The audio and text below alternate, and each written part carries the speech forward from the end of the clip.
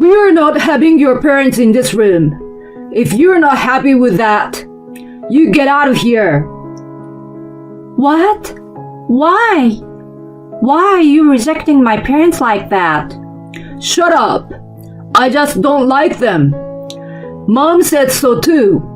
She said they are nasty. I'm not having people like that in this room. How can you say something like that? They are my parents. I'm so sad that I feel a tear fall. My husband and I loved each other, but if he's saying things like this, I don't think I can be with him anymore. Anyway, you're not bringing your parents here. Like I said, if you're not gonna listen to me, you're leaving. I don't think I can understand my husband anymore. He says he hates my parents and that they are nasty. That's out of the question. Okay, I'm leaving. You're going to regret this, you know. My name is Sally, and I'm a 34 years old office worker. It's been 5 years since I married my husband Kyle. We both work, but to save up, we are renting a cheap room in an apartment in a suburb. As we've been saving up properly for the last 5 years, the amount has added up to quite a lot. Yes, I worked hard for this. Looking at the figures, I'm moved. Then I see Kyle slowly coming towards me. He hesitantly asks me, Hey, our savings have added up quite a lot, so maybe we can move soon? The rent is cheap here, but it takes a long time to commute, so I want to move to a place where the access is good. His expression looks like a lost puppy, begging me to take him home. Well, I thought we could save up a little more. I'm not sure. I don't understand what Kyle is saying. It currently takes 50 minutes to get to work. So when we work overtime, it's quite late by the time I get home. Because I do the cooking and laundry after that, I always go to sleep late. I don't think this is a healthy way to be living. So I do get his point. I had fun using the commute time effectively when I was younger, but after entering my 30s, the long commute time has become a slight pain. You'd prefer to get home early too, wouldn't you? When you go out for drinks, you wouldn't have to worry about the time as much either. That's true. As we live far away from the downtown area, we have to pay a lot for a cab if we miss the last train. Kyle and I both love to drink, and we often go out with friends and colleagues. So it would be great if we didn't need to worry about that time. Yeah, maybe it's time for us to move. I decide to agree with my husband. He seems very happy and says, Yes, thank you. I'm gonna find a great place. I decided the room that we are living in right now, but as the cheap rent was a priority, you couldn't say that it was a comfortable room. We got used to it after living here a while, but I agree Kyle must have had complaints. For this room, it was mostly up to me and I didn't accept many of his requests, but he was happy to agree to live here. So this time, I think I would trust him and let him decide. So I leave it up to him to find a place. Sometimes he puts himself first, but most of the time he is kind and think of what's best for the two of us. I'm sure he will find a room that works for the both of us. That's what I thought. This place looks good, but I like this one too. Saying this, he's looking at pamphlets that he got from the realtor. I take a look. What? $200? And $300 for this one? That's too cheap. That wouldn't even be enough for the comfortable room for one person, I think. And I take a closer look. No, wait a moment. Kyle, don't you think these places are a little too expensive? The pamphlets show rooms with rents as expensive as $2,000 or $3,000 a month. He's looking at rooms in high-rise condos. What do you mean? These are the sort of places we should be looking at. I can't believe it.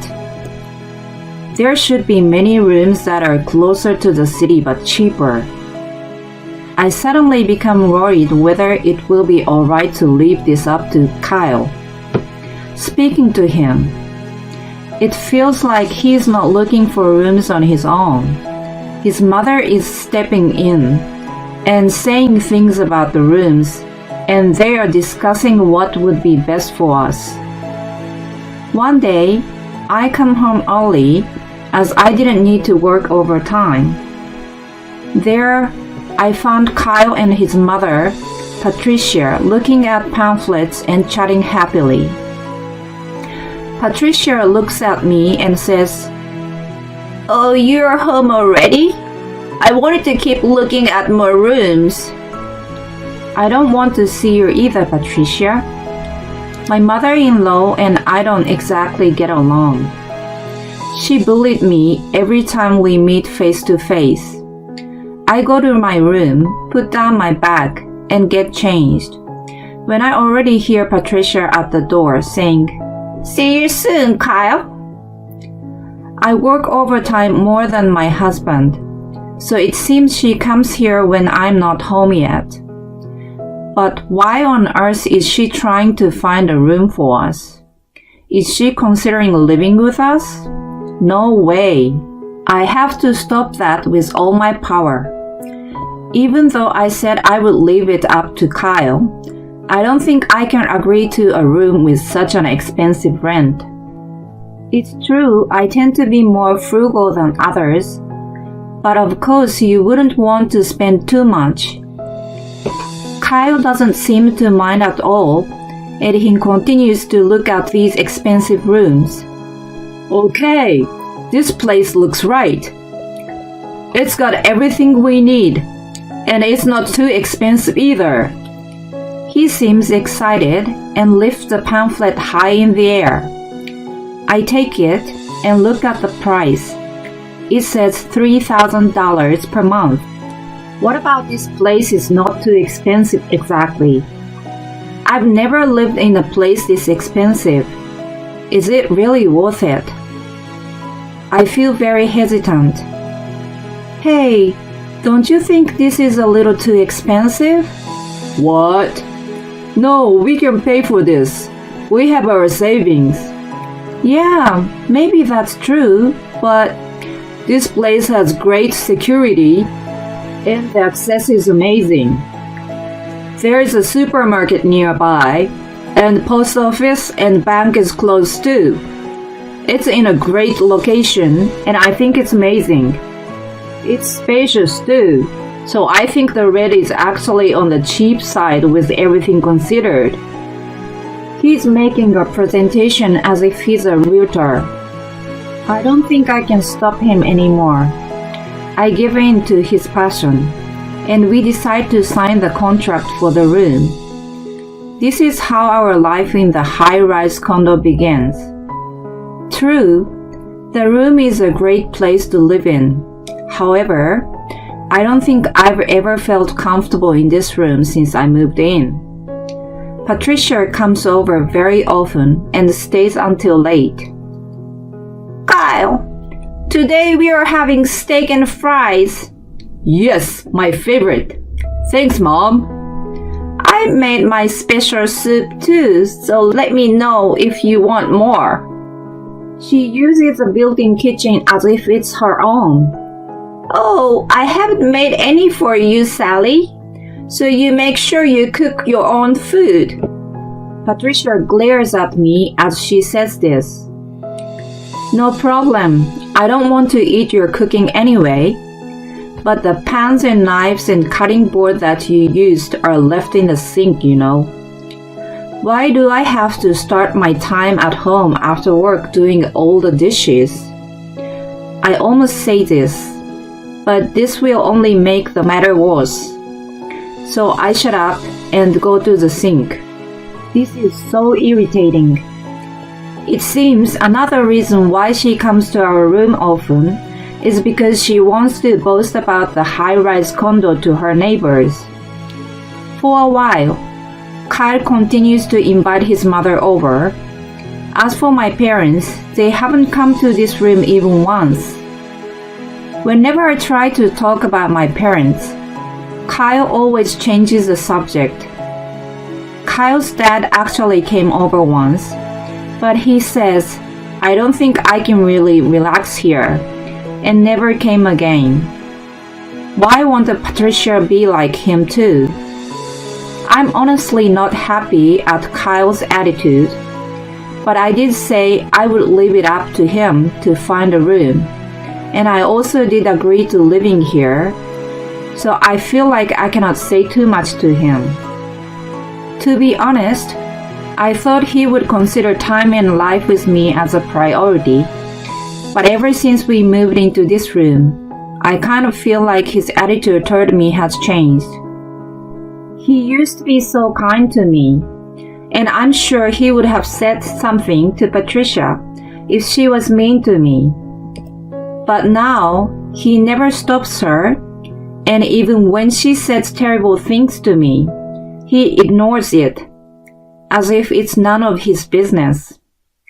That's why Patricia often gets carried away, and her bullying is becoming worse. You're home already? Are you really even working? You're not lying to us and fooling around, are you? Of course not. I have a proper job, you know. Since we've moved here, the office has become closer, so of course I would be home earlier than before. That's not my problem. Kyle and I are in the middle of dinner. I can't stand the sight of you, so go to your room or get out of here.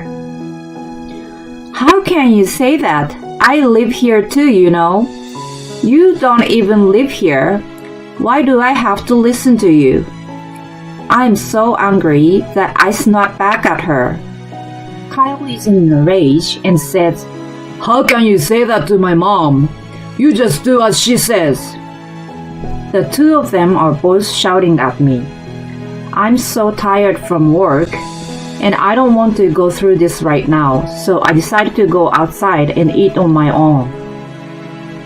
Late at night, when I think Patricia has left, I return home. This is pointless. I'm still home late. Just like when I was doing overtime and going home late to my old apartment.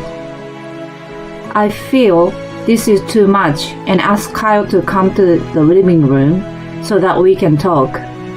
He looks annoyed. Hey, can you ask your mom to not come over too often? For real? You suck, you know. Why treat my mom like that? She's the one who should be treating me better, you know. Don't be stupid. She comes over to help with the housework. We should be grateful.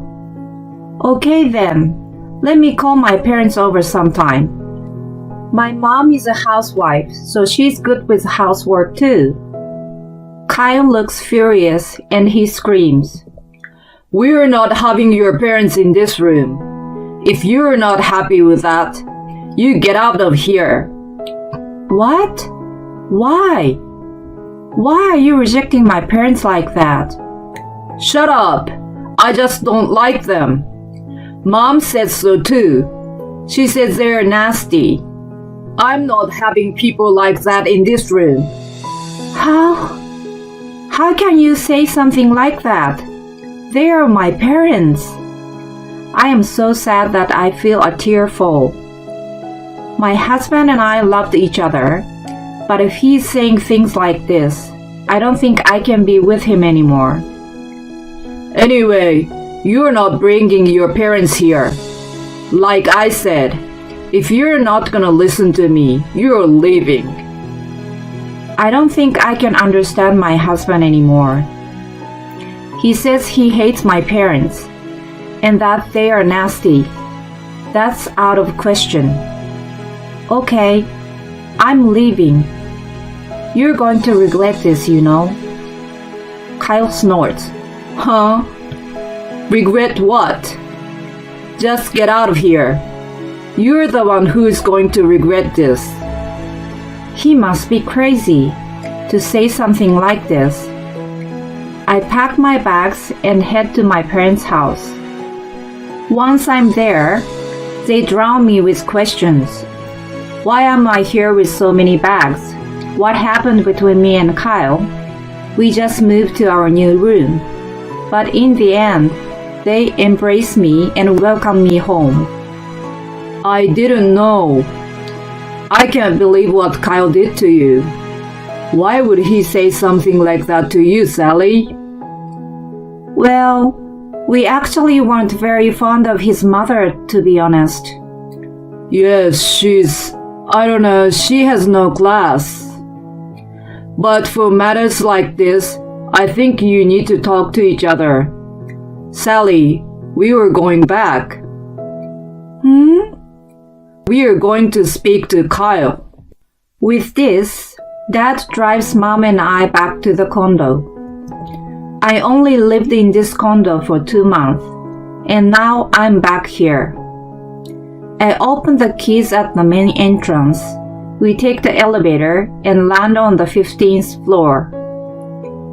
I put the keys to the room in the door and open it, but something feels different. I see a woman's coat on the floor. Whose coat is this? I rush inside and open the living room door. There, I see my husband and an unknown woman naked, and they are right in the middle of business. I stand there with the door open, and they scream. What are you doing? Sally, why are you... I thought you left. Kyle, what is the meaning of this? You brought your dad? The woman with him screams. Shut up, will you? We are looking away, so you both put some clothes on. We turn around and wait for them to get ready. After that, we sit down and ask them questions. It seems they work together and that they've been having this affair for several months now. In other words, Kyle wanted to move closer to the office so he could see her more often. Unbelievable. I guess there's no need to discuss anything. My dad is looking at Kyle in disgust. My lawyer will reach out to you about divorce and compensation. Kyle is turning blue. The woman said, Whatever. You're renting this room in your name, right, Kyle? We can live together then, she says. She doesn't seem to understand the situation at all.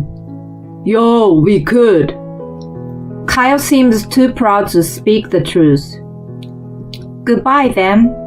Oh, and I'm taking the furniture and home application that I paid for with me, okay? I say, and I leave the room with my parents. Several days later, I call a moving company to move my things, and I say goodbye to the high-rise condo.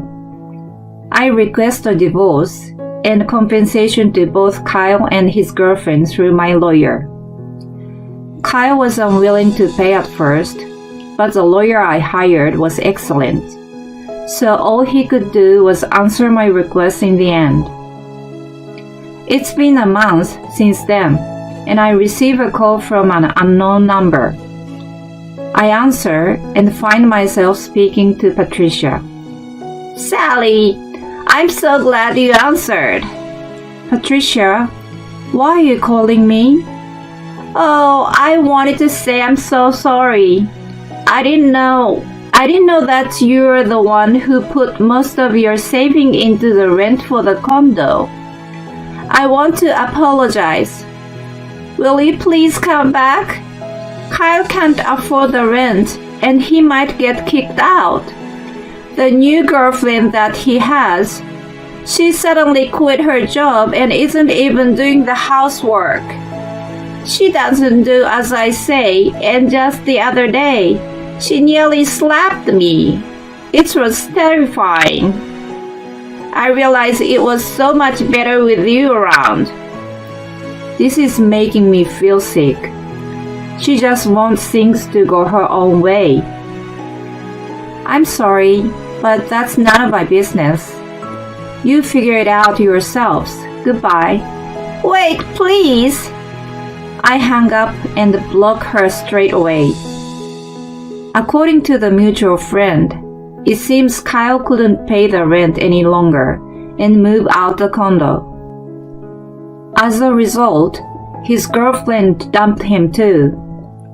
Patricia had been boasting to her neighbor about her son's life in a high-rise condo, but as he had to move out only after several months, and because they found out that I had been paying most of the rent, they are now laughing at her and will never take her seriously again. It seems she doesn't leave her house anymore. Serves her right. As for me, I've moved into a small apartment where I'm living a simple life and I'm saving up again. It's adding up to quite an amount, so I may even be able to choose a semi-retired life. I wonder why you would make it look as though you earn it, when it's really all thanks to your wife that you're living a luxurious life. Kyle should have just been grateful. In any case, I'm glad Sally got to leave her terrible ex-husband. I hope she meets someone much better in the future. Thanks for sticking around until the end. Please subscribe to our channel if you enjoyed this video, and see you in the next one. My name is Amy Williams. I am an office worker, turning 30 this year. I work for a local company. I haven't moved out of my parents yet. My mom passed away when I was little, and I was raised by my dad and grandparents. My grandparents used to run a grocer on the first floor on our residence. After my mom passed away, my dad, who was a chef, took over and suddenly turned it into a bakery. Even as a little girl, I understood why he started his own business. He wanted to see me off to school and welcome me back home. The bread he baked was simple but delicious. His bakery quickly became a part of the community. Whenever the regulars saw me in the shop, they always cared to ask me how school was going for me. Of course, I miss my mom a lot, that I sometimes cried myself to sleep. As if to feel my sadness, my dad and grandparents gave me a lot of love. There were also many other people who looked after me. I never felt misfortuned. And then it was time for me to get married. My fiancé was Ken Wolf, who worked at the same office. He was a sportsman who belonged to a club team of the company. He was always hungry that I sometimes brought him my dad's bread. Isn't it just heavenly to get to eat bread like this every day? He was so impressed that he made it his mission to share his feeling with the artisan. He came over to the house and hit it off with my dad in no time. My dad used to say, "If I wasn't a baker, I would have a big dog." He adored Ken, who was an obedient giant to him. On weekends, he would take him fishing or to his favorite bar and showed him off as his proud son. Hey, I want to spend some time alone with Ken too. Nope, I've decided to take him to a good barbecue today. Stop it! Don't fight over me! The three of us joked around like a real family. Hence, I was really happy when Ken proposed to me. There was just one problem though. The wedding was still 6 months away. I was supposed to move into Ken's apartment after the wedding. He was usually busy with practice and tournaments on his club team on weekends. So I cleaned up his place to make room for my stuff and prepared a meal for him while I waited. Pre-newlywed life.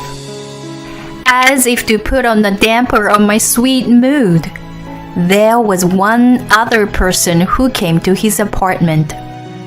Mrs. Wolf, Ken's mother. It stinks of bread here. Do you take a shower every day? She sneered as soon as she let herself in, with a duplicate key without knocking the door. I'm sorry. Our bathroom is filled with the aroma of freshly baked bread. Huh. Your bread reeks of low lives.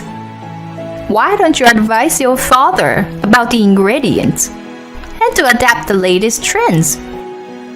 Does he import French butter? Uses organic fruits? Well, he buys the butter from a local supplier. The fruits are from the neighborhood grocer. It's not good to be indifferent about things like that. Don't come crying to me when his business fails. Yes, ma'am.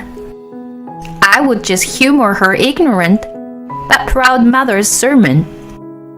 I used to argue with her every time. I stopped because it was just ridiculous. Even if I agreed with her, she was not satisfied but became more sarcastic. I wonder why Ken chose such a dull girl. I went to the trouble of raising him to be a good-looking, smart, and athletic man. Agree? It's a mystery. Don't you just agree with me, but you should try to better yourself. I still don't accept you as a daughter-in-law. Got it. I really wondered how Ken managed to be who he was, raised by such a terrible mother. The face like a stuffed roll. I wonder you keep a loaf of bread in your stomach. Your arms are like challah bread. Ken's mother sneered every time I saw her. I felt it was disrespectful not only to me, but also to bread. When she asked to try some of my dad's bread, I brought it to her, but she took only a bite and left it. And then she showed off $8 a piece Danish she bought from a famous hotel. Ken's father was similar. He worked for a company that had several sales offices in the county. My town was chosen as a new frontier a few years ago, and he was transferred as the director of the sales office. He had been working hard and meeting some powerful people in the area to be promoted. I genuinely thought it was amazing that he would become influential in the community. But the way he looked down on us, a small business owner, was the same as his wife. Not that I couldn't endure their insolence, but the stress built up little by little. Ken got fed up with his parents and moved out, even though they lived close to his work. Although he shielded me as much as possible against them, if he wasn't around, there was nothing I can do. Frankly, if it weren't for his parents, I wouldn't want to know such insolent people. One day, Ken's father called us to come over. Here's the guest list for the wedding. As soon as we arrived, Ken's father shoved the paper at us. There were about 50 names on the list. Who are they? I don't even know those people, except my relatives. Isn't it amazing? My business partners would like to attend to the reception. While Ken lifted his eyebrows, his father looked triumphant.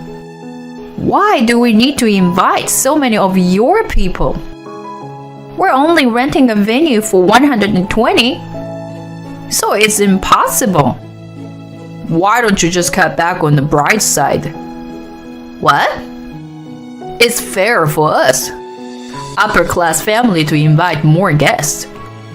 The wedding of the eldest son is also an occasion to show the power of the family. I've never heard of such a thing. He glared at his father. His mother interrupted. He's right.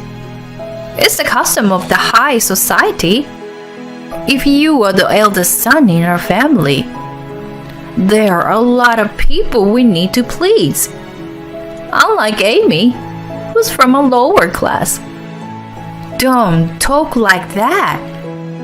I stared at them coldly, while Ken trembled from anger next to me. I didn't want to be so low as them. I glanced through the names on the guest list and then tugged Ken's sleeve. It's okay, Ken. I agree with you, Mr. and Mrs. Wolf. Let's keep 70 seats for you guys. 10 for our colleagues. 40 for my side. Is it good enough? Amy. I'm impressed that you are so agreeable. Don't forget your status on the day. Yes, sir, I replied innocently. Ken looked like he wanted to say something, but I dragged him out of the house. I'm sorry, Amy. I promised that we would have a wedding with a few close friends and family. He hung his head down on the way back. No worries. Your rich parents would be there anyway, no matter what. Besides, looking at the guest list, it doesn't look that bad. Huh? There were several familiar names among the invited guests. I'll show them the true power of Baker's daughter.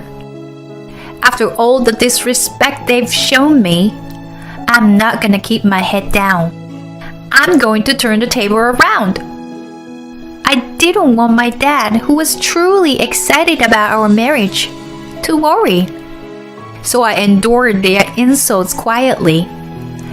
I was wrong. Their pride and malice were unfathomable. If I didn't fight back, I would have been their slave for the rest of my life.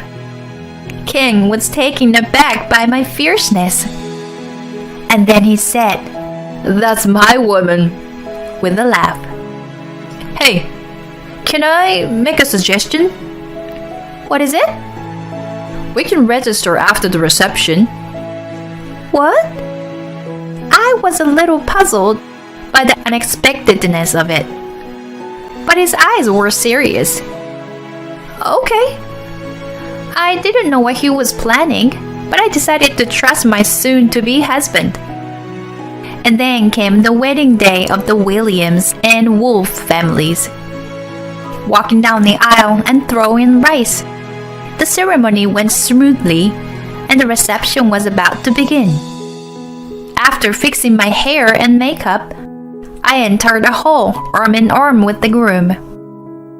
Amy! Beautiful, Amy! Hey, the cutest Baker! Cheers and yells erupted from the entire room.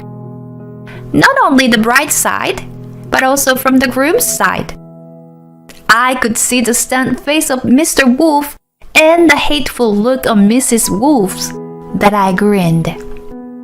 Ken's father's proud connections included landowners and other powerful people with long-established roots in the area. Too bad. They were all customers of the bakery. I've known them like aunties and uncles since elementary school. Amy, you've grown up to be a beautiful woman. Thank you, Mrs. Smith. I can believe that the girl who used to kick my son's butt is married. Oh, Mr. Brown. You used to catch frogs and stuff them in a box. And you look so graceful now. Thank you, Mrs. Tate. You tried to eat the mushrooms growing in the park. But look at you now, amazing in the dress. Please, Mr. Lee. They all talked fondly, but couldn't they find a more decent episode? Ken listened pleasantly, but my face was burning red. When I received the invitation from Mr. Wolf, I was gonna decline. But then I saw your name as a bride, so I accepted. I couldn't help but laugh when they all said the same. They were like my guests, after all. While Mr. and Mrs. Wolf went around to greet each guest, they seemed to have been told about my childhood.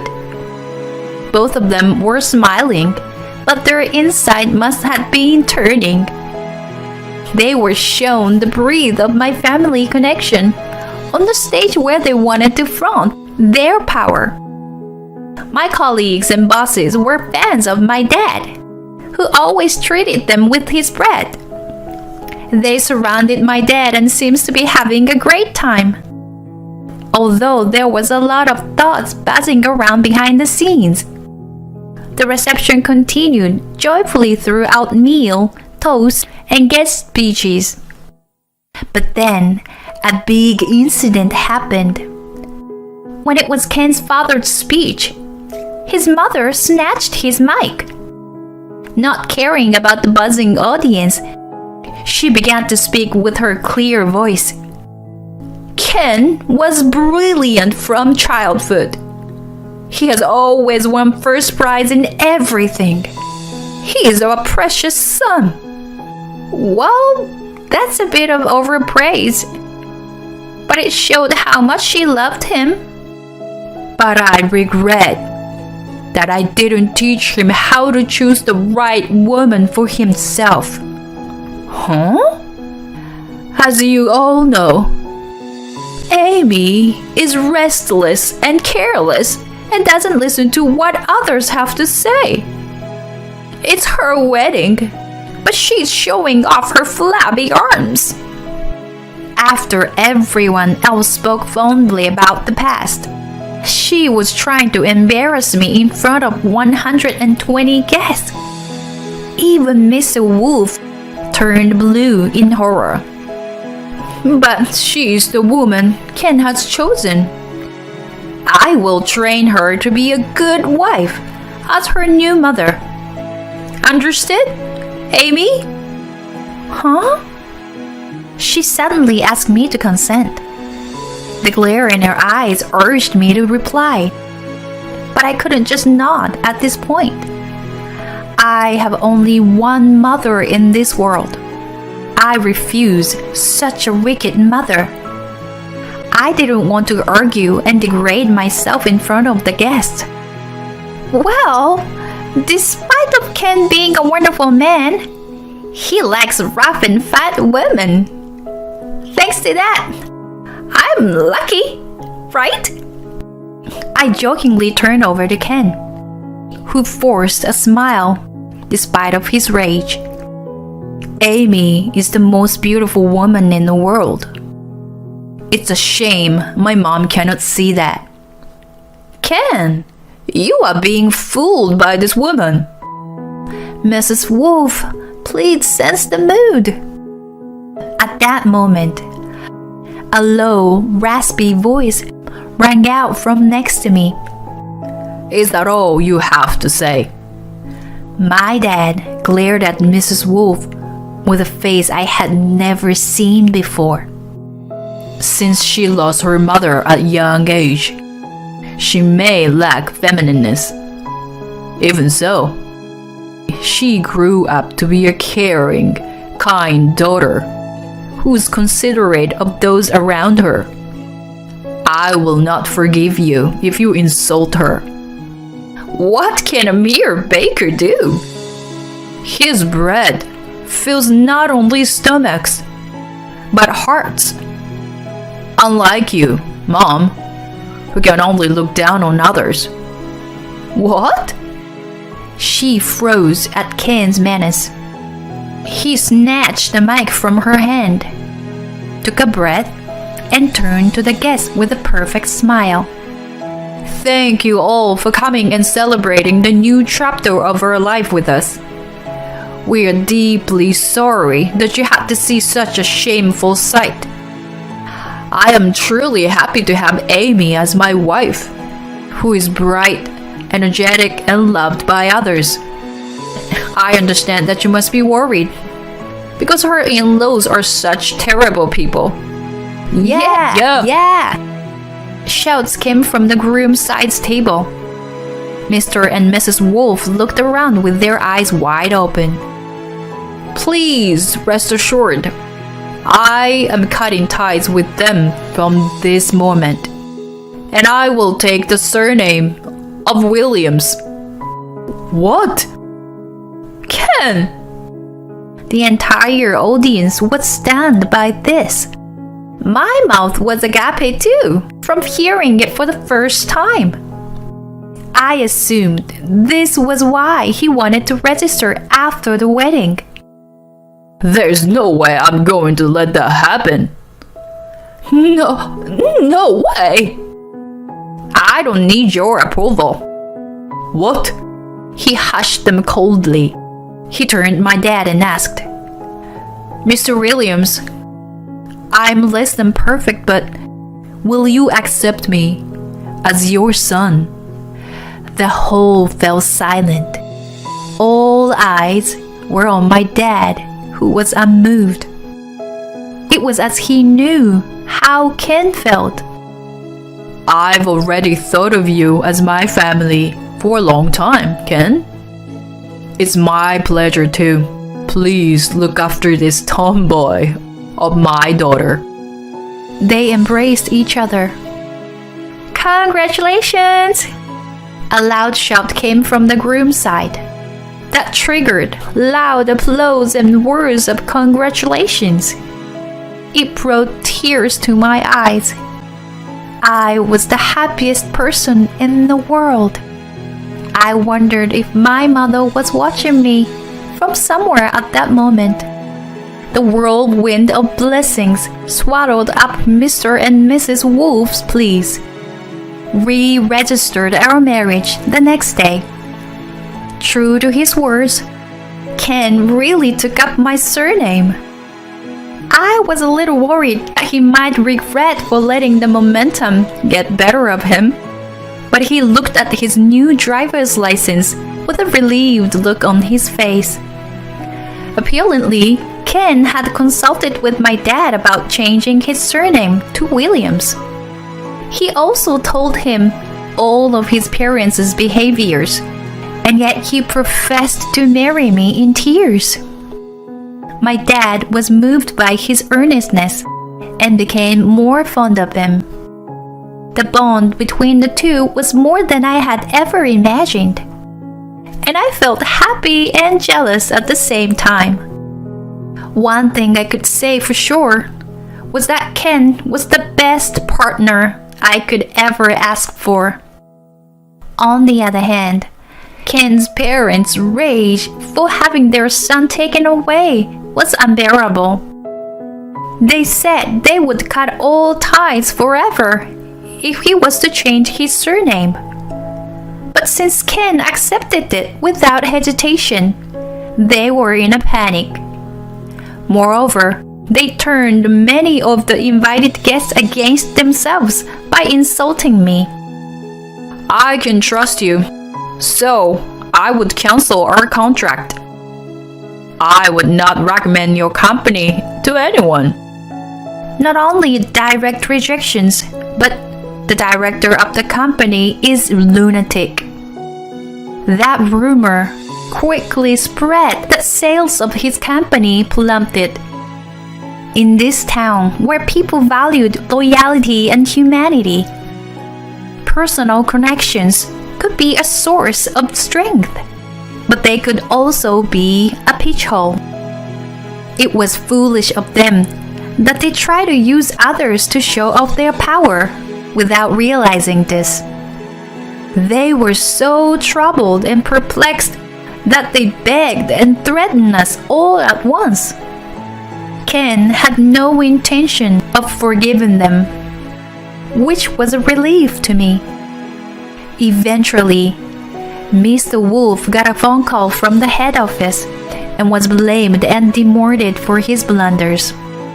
He was looked down by his younger subordinate and worked in humiliation.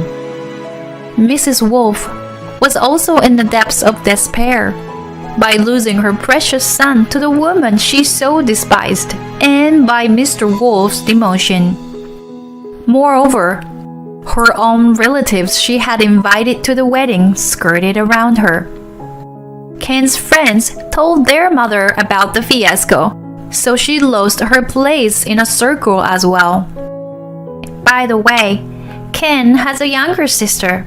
She also got fed up with her parents, that she stopped coming back home from her boyfriends. Everything they were proud of was gone and only despair remained. Ken and I both laughed at their self-inflicted downfall. 5 years has passed. Dad, bread rolls are done. Then help me with this one next. Okay.